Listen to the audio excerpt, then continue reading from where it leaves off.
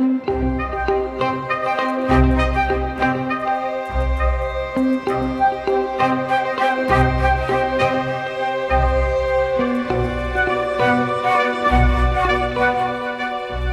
Most Avid Reader by Bibi Berki.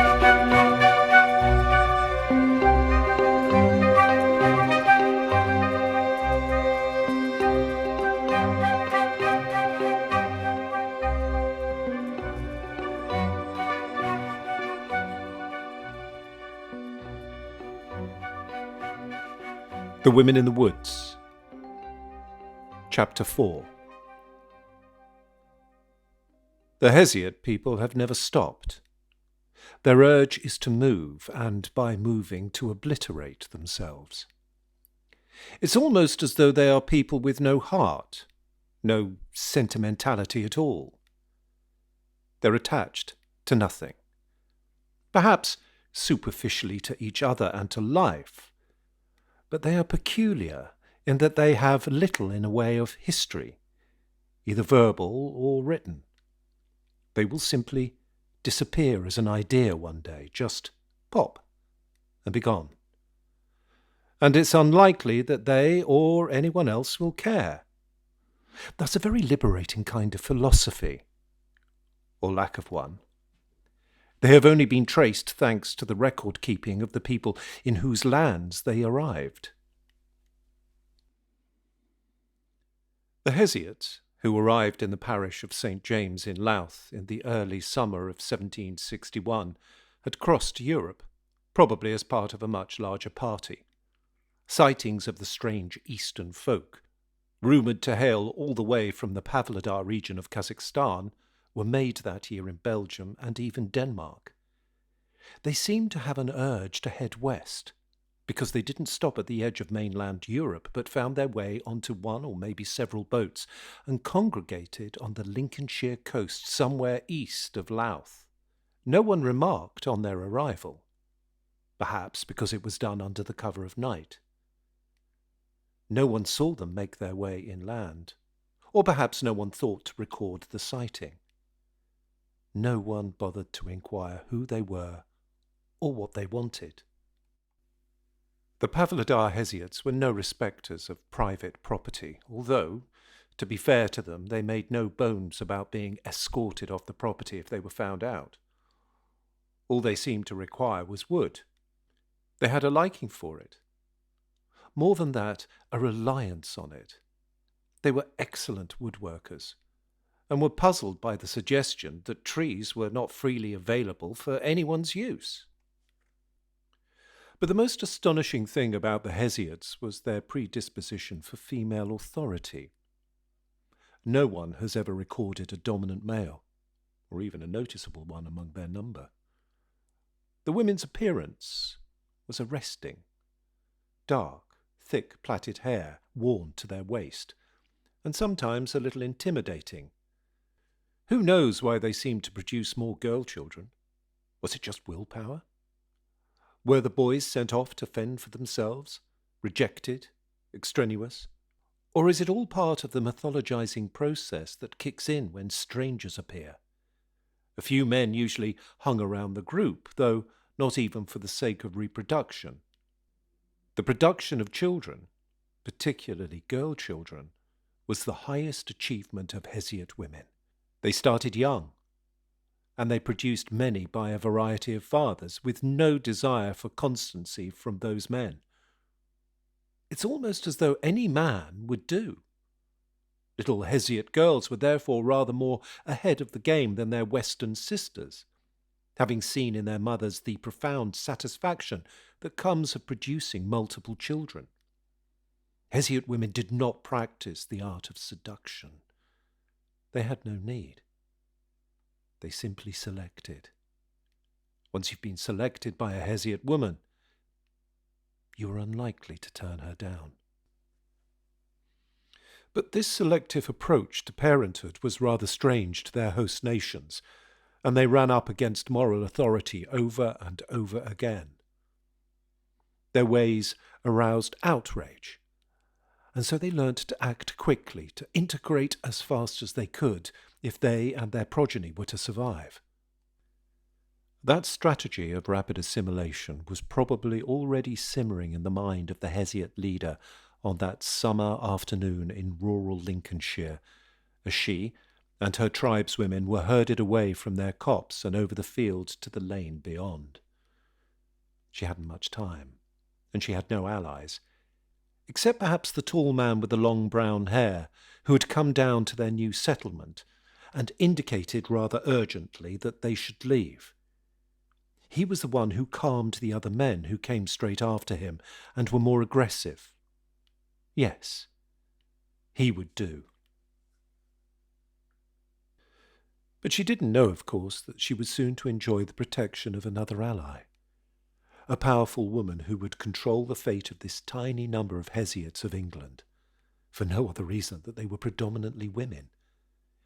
Women were the chosen ones, because when Christ visited English shores, he had landed on the east coast and seen the labouring and benighted women, and had promised them that their time would come, that he would send them a leader in and around 1,700 years' time, and that she would wander through the land with them, urging them to cease their lamenting and join their radiant journey to salvation. The Church of the Radiant Wanderers was about to take up the cause of the wandering women of Pavlodar and etch both their tiny marks on the history of this farmland by the sea.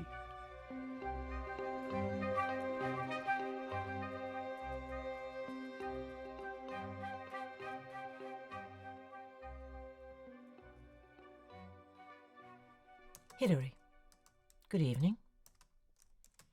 I've just emerged from a 2-hour bout of online solitaire. I despise myself. I doubt you're the type to fritter away your valuable time with such obscenities. And yet I wonder about your foibles. Do you have any? You must have. You've been strangely quiet on the subject.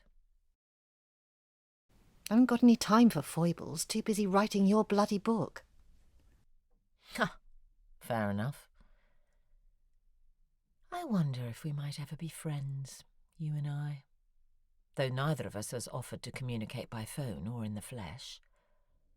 I can't answer for your reasons, but for me, well, when I'm better, perhaps. I put everything social off until when I'm better.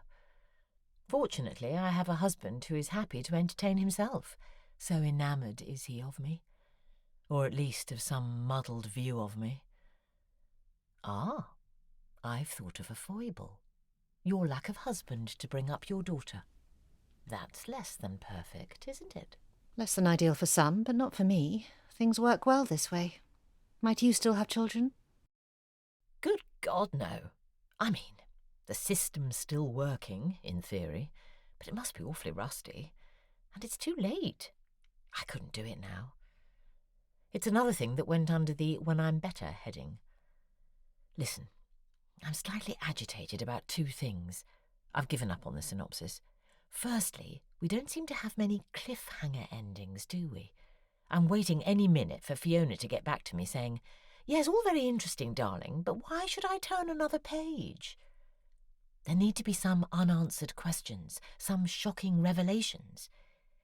The other thing was that when I said that I was in trouble with my publisher for being behind, I meant I still owed them 2 books, not just this one. It's all very well our producing a novel piecemeal, but we have to start thinking about the next one too. We have to give them an outline, and I am utterly smitten with the most sententious horde. You see, I'm thinking of making it ever so slightly autobiographical. What do you think? Are you saying I'm writing that one too? Oh, well, you're going to have to tell me a lot more about yourself then. Can we continue this tomorrow? I want to go to bed. Well, I envisaged writing that one myself, but you're the one with all the information. I see it as a collaboration. You're going to have to supply me with all the details of the Horde's life, and I'll supply the details of mine. If you already have some plot ideas, then all well and good. To be honest, a few plot lines have been zinging through my head. I thought the heart of the story should be friendship, the relationship between the girls. I'm seeing a kind of threat to the group, maybe treachery, maybe men. It should be a buddy movie kind of thing. Which reminds me, you sent me a veiled warning ages ago when you said that you had a habit of finding fault with people. I guessed you were saying that no one is safe with you. I thought you were telling me to get lost, but I got that wrong. What did you mean? Actually, no need to answer. I'm very tired and I have to get up early to make Lena a packed lunch for a school trip tomorrow. Night-night.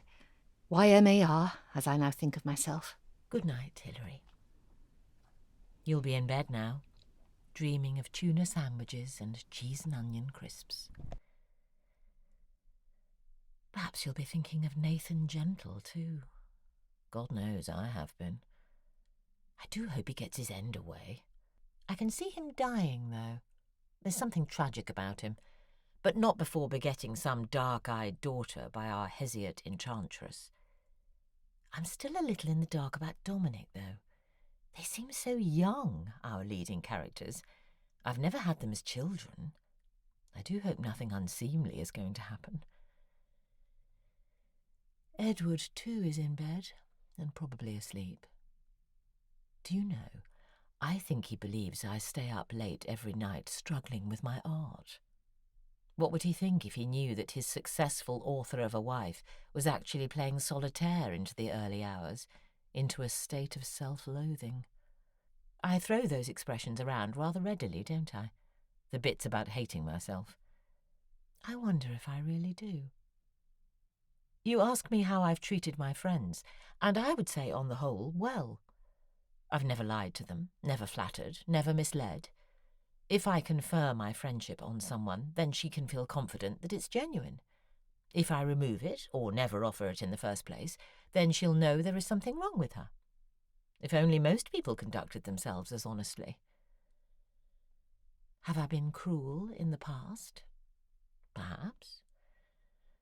Some would say I continue to be so by having such a convenient marriage. But it works. Edward loves me, but more than that, he loves being married to a writer. I love being married. That's all the friendship I need. There is, in the mind, a barrier to total love, I think. I'm talking about complete empathy with another human being. There's compatibility, and there's enhanced friendship, but two people cannot live as one, can't reside in each other's minds, let alone hearts. That's a myth. I may write romantic fiction, but I know it's a fantasy.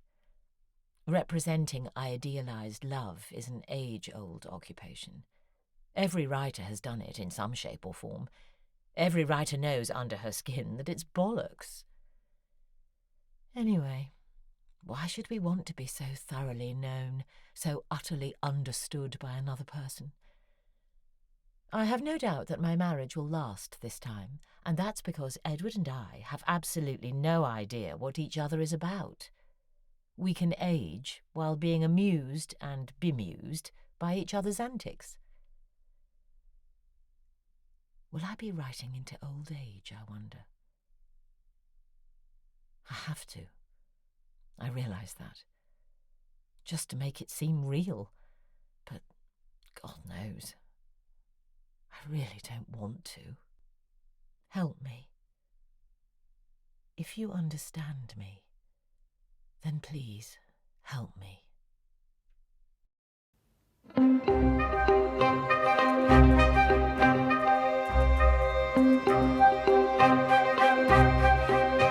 Hilary was played by Rebecca Charles, Monica by Georgina Sutton.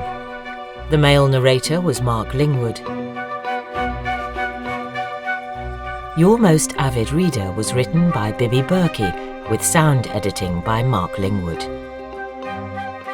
It was made by Tempest Productions and brought to you with the kind support of Rattlesnake Books, an established seller of books, maps, ephemera, art and curiosities.